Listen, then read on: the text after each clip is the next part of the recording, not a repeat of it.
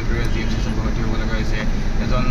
নেতাৰ নাম আপুনি ইতিমধ্যে উল্লেখ কৰিছে ছাত্ৰ নেতাৰ নাম কি হৈছিল ঘটনাটো কি ক'ব বিচাৰিব আচলতে এইটো বস্তুটো বুলি ওলাইছে নামটো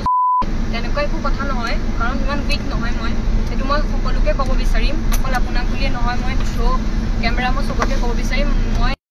কোনো প্লেন কৰা নাই এইটো হ'ব পাৰে বহুত টেনশ্যনত মই অভাৰড'জ হৈ গৈছে মেডিচিনৰ কাৰণ মোৰ খোৱা থকা ৰেষ্ট চব খেলি মেলি মোৰ মেণ্টেল পিচ গ'ল মোৰ ফিজিকেলটো ক'বই নালাগে ভালে খাৰাপ মেণ্টেল পিচ মোৰ চব এজন মানুহৰ কাৰণে যোৱা বুলি ক'ব পাৰি আজি ছমাহ মই মেণ্টেলি বহুত বেছি আনষ্টেবল তো সেইটোৱে আৰু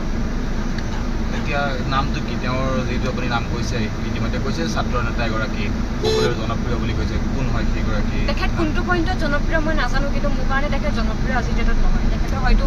লুকছৰ কাৰণে তেখেত জনপ্ৰিয় হ'ব পাৰে বাকী তেখেতৰ কাণ্ড কাৰখানাৰ কাৰণে তেখেত জনপ্ৰিয় একদমেই হ'ব নালাগে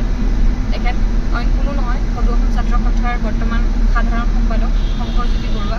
মই ভয় নকৰোঁ তেখেতৰ নাম ক'বলৈ তেখেতকো ভয় নকৰোঁ হয়তো চাগে ফ্ৰণ্টত পালে মই তেখেতৰ এটা চোৱাৰ ডিজাৰ্ভ কৰে তেখেতে যিখিনি মোৰ লগত কৰিলে মই চেলেঞ্জ কৰিছোঁ তেখেতে মোৰ ফ্ৰণ্টত আহক মোৰ মাৰ দেউতাৰ ফোন পিক কৰক মোৰ ফোন পিক কৰক মোক ব্লক খোলক তেখেতৰ যদি ইমান গাটছ আছে আৰু যিগৰাকী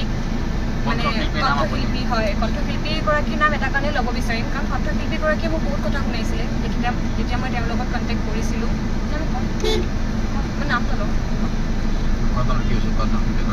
মানে কণ্ঠশিল্পীগৰাকীৰ লগত মোৰ কথা বতৰা হৈছিলে তেওঁ মোক বহুত কৈছিলে কি উইদাউট এভিডেঞ্চ আপুনি কেনেকৈ কি ক'ব লাগে এভিডেঞ্চ মোৰ ওচৰত আছে দুইজন আহিব মোৰ ওচৰত মই এভিডেঞ্চ দেখাই দিম বাৰু কি এভিডেঞ্চ আচলতে প্ৰকৃততে কি হৈছিল ঘটনাটো সম্পূৰ্ণ ঘটনাটো যিহেতু আপুনি এনেদৰে জিএমচিত ভৰ্তি হ'ব লগা হৈছে এজন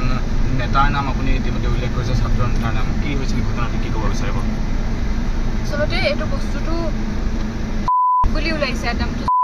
তেনেকুৱা একো কথা নহয় কাৰণ ইমান উইক নহয় মই সেইটো মই সকলোকে ক'ব বিচাৰিম অকল আপোনাক বুলিয়ে নহয় মই শ্ব' কেমেৰা মই চবকে ক'ব বিচাৰিম মই